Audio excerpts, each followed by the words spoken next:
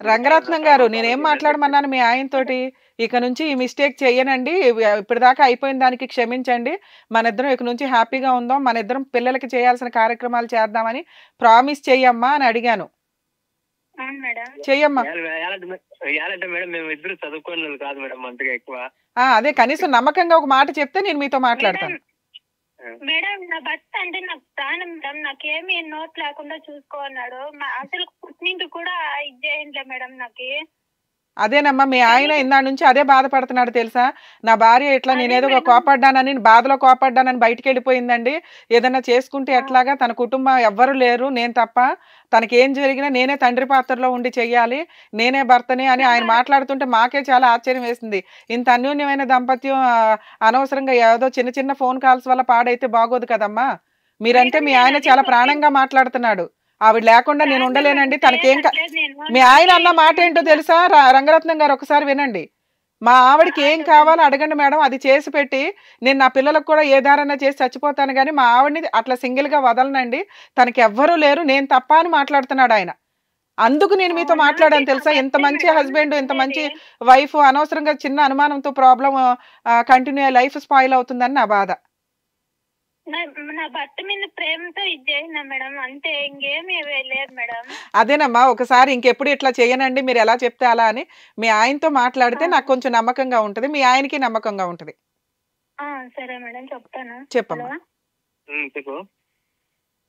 మీ మీద పిల్లల మీద ప్రమాణం చేసి చెప్తానని. ఎందుకు ఫోన్ చేసేదే గానీ మాట్లాడేదే గానీ ఏమి చేయలేదు.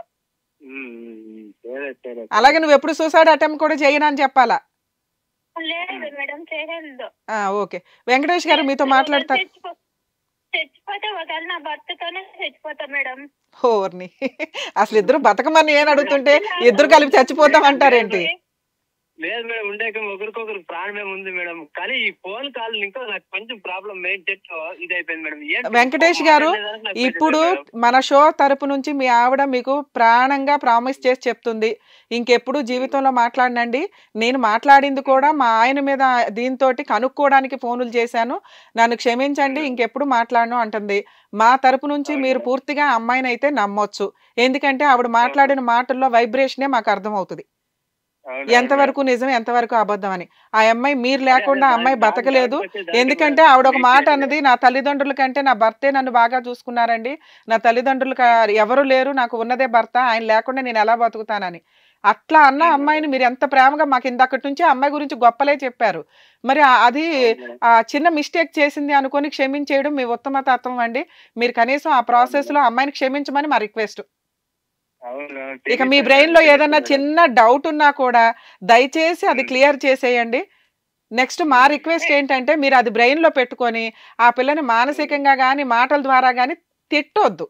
మీరు అట్లా అనటం వల్ల అమ్మాయి ఇంకా ఫ్రీజ్ అయిపోయి భయపడుతుంది, అరే మా ఆయన ఏంటి నన్ను అనుమానించాడు అని. సో మీ ఇప్పుడు ఆవిడ ఇంకెప్పుడు అట్లాంటి మిస్టేక్ చెయ్యదు, మీకు ప్రామిస్ చేసింది, మాకు ప్రామిస్ చేసింది. అలాగే మీరు కూడా ఆ అమ్మాయిని ఇందాకటి దాకా మీరు ఎంత ప్రేమగా మాట్లాడారో అమ్మాయి గురించి గొప్పగా అలాగే మాట్లాడండి. మీరు ప్రేమ అంతా మనసులో పెట్టేసుకొని ఆవిడ ఇంటికి రాగానే మీరు అనుమాన పడుతూ తిడుతూ ఉంటే అమ్మాయికి భయం వేస్తుంది కదా. ఇక నుంచి మీరు మా పర్సనల్ రిక్వెస్ట్, మీరు ఆ అమ్మాయిని తిట్టొద్దు, ఏమీ అనొద్దు. ఈ క్షణం నుంచి మీ బ్రెయిన్ లోంచి ఈ రెండు తీసేయండి సార్. మీరిద్దరు అన్యోన్య దంపతులుగా ఫ్రెష్ గా ఈ రోజు నుంచి స్టార్ట్ చేయండి, సరేనా? ఆల్ ది బెస్ట్ అండి. జాగ్రత్తమ్మ. జాగ్రత్తమ్మ. రంగరత్నం గారు మీరు మాకు మాట ఇచ్చారు, మళ్ళీ మీ ఆయన దగ్గర నుంచి మాకు ఫోన్ రాకూడదు. ఇది ఎప్పుడో ఫోన్ చేశారు ఆయన, 1 వీక్ బ్యాక్ ఎప్పుడో. మాకు ఇవాళ ప్రోగ్రామ్ ఉండడం వల్ల మీతో మాట్లాడాం తల్లి. ఈ ఆల్రెడీ రాత్రి ప్రాబ్లం సాల్వ్ అయినా హ్యాపీయే. హలో చెప్పండి మేడం. చెప్పమ్మా. అదే మేడం నేను అది కూడా చెప్తాను. నాతో కావాలంటే ఒక పిక్కు నువ్వు బాధపడొద్దు అని చెప్తాను మేడం. భోజనం తినేలేదు, ఏమి తినేలేదు మేడం, ఏడ్చుకుంటూ ఉంటాడు మేడం. ఏమయ్యా వెంకటేష్, నువ్వు మళ్ళీ ఇదొక ట్విస్ట్ ఇంట్లో, నువ్వు తినపోతే ఆవిడ ఏడుస్తుంది, నువ్వు ఆ ఏడ్చుకుంటూ కూర్చుంటే ఎట్లా అమ్మా? వారిని మీరు మీ ప్రేమలో సూపర్ ఇద్దరు. నిజంగా అమ్మా ఈ మధ్య కాలంలో ఇంత అన్యోన్యమైన దంపతులు మీ ఇద్దరినే చూస్తున్నాను తల్లి. ఎవరి దిష్టి తగలకూడదు, హ్యాపీగా కలిసి ఉండండి. ఆ వెంకటేష్ గారు కాస్త రోజు భోజనం చేయండి, మీరు ఏడుస్తూ అట్లా కూర్చుంటే ఆ పిల్ల విలవెల్ల ఆడిపోతుంది. అదే మేడం ఆ పాప మీద ప్రాణం పెట్టుకునే కదా మేడం ఇట్లా పని చేసిన ఇట్లా బాగుండే పాపకి ఎట్లా బుద్ధి అని చెప్పేసి దానికి బాధపడి అయ్యో ఇది ఇప్పుడు మీరు మమ్మల్ని నమ్మారు, మేము చెప్తున్నాం ఆ అమ్మాయి ఎట్లాంటి మిస్టేక్ చేయలే, ఏదో మీ గురించో దేని గురించో ఏదో మాట్లాడింది, ఇంకెప్పుడు మాట్లాడదు. ఒకరికి ఇంకో ఛాన్స్ అయితే ఇవ్వాలి కదా ప్రతి మనిషికి, ఇవ్వండి. ఇది ఉన్న 4 పిల్లల్ని ఒక దారి చేసి మీరిద్దరు ఇంతే అన్యోన్యంగా హ్యాపీగా ఉండండి. సరేనా? ఆల్ ది బెస్ట్ అండి. జాగ్రత్త. జాగ్రత్త మా రంగరత్నం గారు. మీ ఆయన బాగా చూసుకోండి. వెంకటేష్ గారు మీ ఆవిడ బాగా చూసుకోండి. సరేనా? Thank you sir. Thank you. Monica గారు, మనం ఈ కేసు గురించి మాట్లాడితే 20 ఏళ్ల కాపురం దగ్గర సో ఎక్కడో చిన్న డౌట్స్ ఎప్పుడన్నా కానీ ఇన్ని సంవత్సరాలు నడిచిపోయిన వాటిలో ఎక్కడైనా వస్తూనే ఉంటాయి. హస్బెండ్కి ఏదో డౌట్ ఉంది, ఎవరితోనైనా సంబంధం ఉందేమో అని మాట్లాడానండి అని ఈవిడ. పక్కింటికి వెళ్ళాడు కాబట్టి భోజనాలకు వెళ్ళారండి, వెళ్ళిన దానివల్ల నాకు డౌట్ వచ్చి ఎంక్వైరీ చేస్తున్నానండి అని ఆవిడ. కానీ ఇద్దరూ కూడా ఎట్లాంటి చిన్న చిన్న మిస్టేక్స్ చేసినా కూడా ఒకళ్ళనొకళ్ళు వదులుకునే సిచ్యువేషన్లో లేరు. అదేనండి దాంపత్య బంధం అంటే. మిస్టేక్స్ లేకుండా ఏ మనిషి ఉండరు. అంత పర్ఫెక్ట్గా ఉండడానికి అక్కడ దేవతలకే సెట్ కాలేదు ఏ స్టోరీ అయినా మనం చదివితే. ఆ మిస్టేక్స్ని ఓవర్కమ్ చేసి నిలబెట్టుకున్న వాళ్ళే అద్భుతమైన ఆదర్శ దంపతులు. వీళ్ళిద్దరూ ఆదర్శ దంపతుల కిందే లెక్క. ఎందుకంటే ఒకళ్ళనొకళ్ళు వదిలి ఉండలేకపోతున్నారు. ఆయన భోజనం చేయకపోతే ఈవిడ తట్టుకోలేకపోతుంది.